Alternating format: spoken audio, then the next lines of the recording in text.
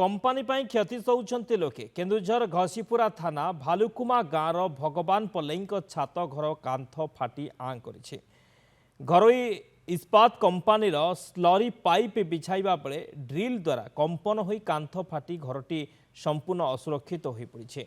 Company बेपरुआ काम जो घर क्षतिग्रस्त होता नहीं से केन्दुझर जिलापाल निकट में अभियोग कर स्लरी पाइप बिछाइबा बेले घर क्षतिग्रस्त हेब नाही बोली कंपानी ठिका संस्था और भगवान पल्लई मध्य गोटे चुक्तिनामा होता।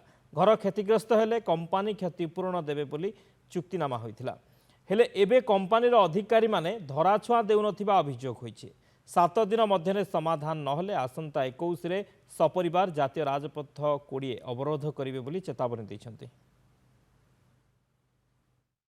जेएसडब्ल्यू जो अंडरग्राउंड पाइपलाइन चली तो सेठीरा जो वाइब्रेशन द्वारा आम घर बहुत क्षयक्षति होइछि।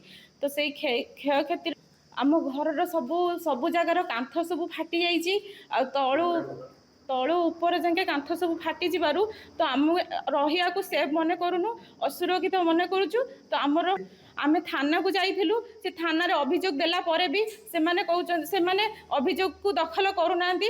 कहउचंदी समर सेरा आगुरु हेइथिला तमरो हेइनी। तो आमको न्याय मिलिया दरकार। तो आम घरटा केमिति आमको घर मिलिबा दरकार। 11 तारिख दिन 11:30 ରୁ 12ଟା समय भितर आमे घर भितर थिलु। गोटे क्रैक साउंड आसिला, माने गोटे बाण फुटला टाइप रो।